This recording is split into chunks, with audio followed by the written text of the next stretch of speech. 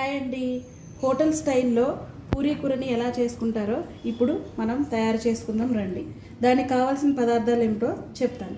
సన్నగా కట్ చేసుకున్న ఉల్లిపాయ ముక్కలు, ఆలు, కరివేపాకు, కొత్తిమీర, పచ్చిమిర్చి, జీలకర్ర, ఆవాలు, ఎండుమిర్చి, తగినంత సాల్ట్, కొద్దిగంత శనగపిండి.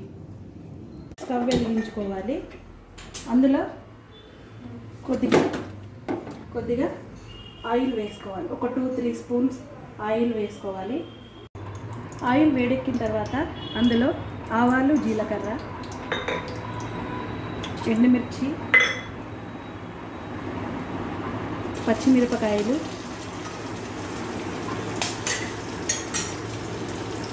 కరివేపాకు,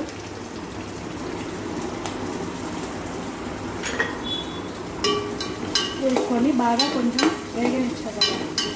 ఈలోపు కొంచెం అల్లం వెల్లుల్లిపాయని ఫ్రెష్గా దంచుకొని పెట్టుకుందాం. పచ్చిమిరపకాయ ముక్కలు కొంచెం వేగిన తర్వాత మనం దంచి పెట్టుకున్న అల్లం వెల్లుల్లి పేస్ట్ని ఇందులో వేసేసుకోవాలి. ఈ అల్లం వెల్లుల్లి పేస్ట్ కూడా కొంచెం వేగనివ్వాలి. సన్నగా కట్ చేసుకున్న ఉల్లిపాయ ముక్కల్ని కూడా ఇందులో వేసేసుకోవాలి.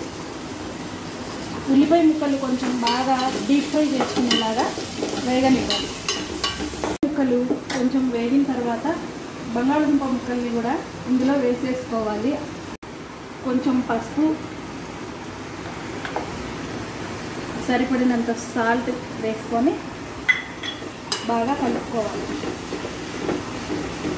ఇలా కలుపుకున్న తర్వాత ఒక 5 నిమిషాలు మూత పెట్టేసుకోవాలి.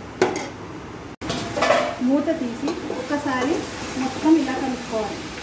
మీడియం ఫ్లేమ్లో పెట్టుకొని మొత్తం అంతా ఒకసారి కలుపుకొని ఇందులో ఒక గ్లాస్ వాటర్ పోసుకొని బాగా కలిపేసుకొని ఇంకొకసారి మూత పెట్టుకొని ఒక 10 నిమిషాల వరకు మూత పెట్టుకొని ఉంచండి. ముక్క ఉడికిందో లేదో ఒకసారి చూసేసుకుందాం రండి.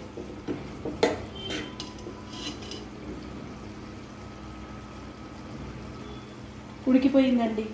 ఇప్పుడు ఇందులో మనం శనగపిండి తీసుకున్నాం కదా, అది బౌల్లో వేసుకొని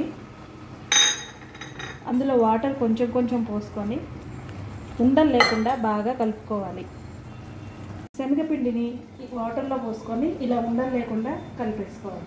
ఇలా కలుపుకున్న తర్వాత ఇంకొంచెం వాటర్ పోసుకొని ఈ కలిపిన దాన్ని ఇందులో పోసేసుకొని అటు ఇటు బాగా కలుపుకోవాలి.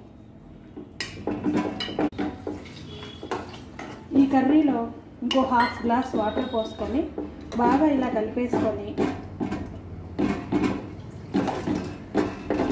ఒక 5 నిమిషాలు మీడియం ఫ్లేమ్లో మూత పెట్టేసుకొని పెట్టుకోవాలి. ఇప్పుడు మూత తీసుకొని ఒక్కసారి కలిపేసుకుందామండి. చూసారా, అంతా గట్టిపడిపోయి దగ్గరికి వచ్చింది. కూర దగ్గరికి వచ్చేలాగా చేసుకొని అంతేనండి, ఆఫ్ చేసేసుకోవాలి. కొంచెం పైన లాస్ట్లో కొత్తిమీర వేసుకోవాలి. కొత్తిమీర వేసుకోగానే ఒక 2 నిమిషాలు ఉంచి ఆఫ్ చేసేసుకుంటే పూరీలో ఈ కర్రీ నంచుకొని తింటే సూపర్ ఉంటుందండి. ఒకసారి ఎలా ఉందో మీరు కూడా చేసుకొని చూడండి. వీలైతే మీకు ఈ వీడియో నచ్చినట్లయితే లైక్ చేయండి, షేర్ చేయండి, సబ్స్క్రైబ్ చేసుకోండి.